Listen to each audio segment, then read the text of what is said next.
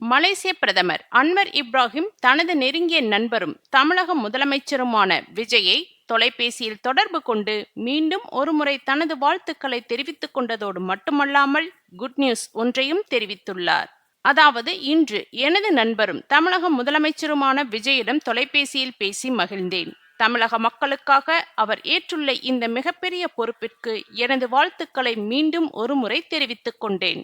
தமிழக மக்களின் நல்வாழ்விற்காகவும் மாநிலத்தின் மிகச்சிறந்த எதிர்காலத்திற்காகவும் மிகச் சிறப்பாக ஆட்சி நடத்தவும் வழிநடத்தவும் எனது நண்பர் முதல்வர் விஜய்க்கு தேவையான வலிமையும் ஞானமும் தொடர்ந்து கிடைக்க இறைவனை வேண்டுகிறேன் என குறிப்பிட்டுள்ளார். இந்த தொலைபேசி உரையாடலின் போது மற்றுமொரு முக்கிய தகவலையும் அன்வர் இப்ராஹிம் பகிர்ந்துள்ளார். வரும் செப்டம்பர் மாதம் இந்தியாவில் நடைபெறவுள்ள பிரிக்ஸ் மாநாட்டில் பங்கேற்பதாக அவர் இந்தியா வரவுள்ளார். அப்போது இந்திய பிரதமர் நரேந்திர மோடியை சந்தித்து இருதரப்பு உறவுகள் குறித்து பேசவிருக்கும் மலேசிய பிரதமர் வாய்ப்பு அமைந்தால் அதே பயணத்தின் போது தமிழகத்திற்கு ஒரு சிறிய அதிகாரப்பூர்வ பயணத்தை மேற்கொள்வேன் என்று முதல்வர் விஜயிடம் தெரிவித்துள்ளார். கடந்த 2 வாரங்களில் மலேசிய பிரதமர் அன்வர் இப்ராஹிம் விஜயின் வெற்றிக்காக வாழ்த்து தெரிவிப்பது இது 2வது முறையாகும். ஏற்கனவே அவர் வெளியிட்ட வாழ்த்துச் செய்தியில் விஜய் நடித்த சர்க்கார் படத்தின் பாடலையும் அவரது திரையுலக பயணத்தையும் மேற்கோள் காட்டி பாராட்டியிருந்தார். பல ஆண்டுகளாக அவரது தீவிர ரசிகர்கள் அவர் ஊழல் அரசியல்வாதிகளையும் வில்லன்களையும் திரையில் 3 மணி நேரத்திற்குள் வீழ்த்துவதை பார்த்திருக்கிறார்கள். ஆனால் இப்போது தமிழக மக்கள் திரையில் நடித்த கதாபாத்திரங்களை விட பல மடங்கு பெரிய பொறுப்பை நிஜ வாழ்க்கையில் அவரிடம் ஒப்படைத்துள்ளனர் என்று குறிப்பிட்டுள்ளார்.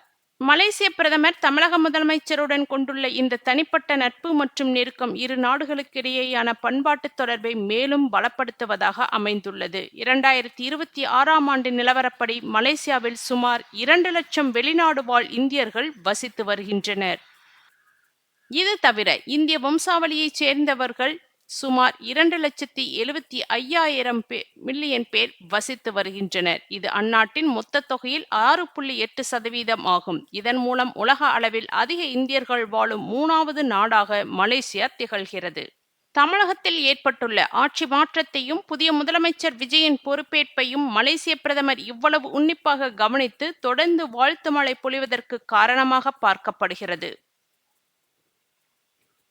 மலேசியாவும் தமிழகமும் தலைமுறையாக ஆழமான வரலாற்று, கலாச்சார மற்றும் மக்கள் உணர்வுகளை கொண்டுள்ளன. மலேசியாவில் உள்ள தமிழர்கள் சமூகம் அந்நாட்டின் பன்முக கலாச்சார அமைப்பில் முக்கிய பங்காற்றி வருகிறது என்பதை சுட்டிக்காட்டியுள்ளார். கோலாலம்பூரில் நடைபெற்ற ஜனநாயகன் படத்தின் ஆடியோ வெளியீட்டில் 80,000க்கும் மேற்பட்ட ரசிகர்கள் முன்னிலையில் விஜய் பேசும்போது, இலங்கைக்கு அடுத்தாற்போல் இந்தியாவிற்கு வெளியே மிகப்பெரிய தமிழ் சமூகம் மலேசியாவில்தான் உள்ளது.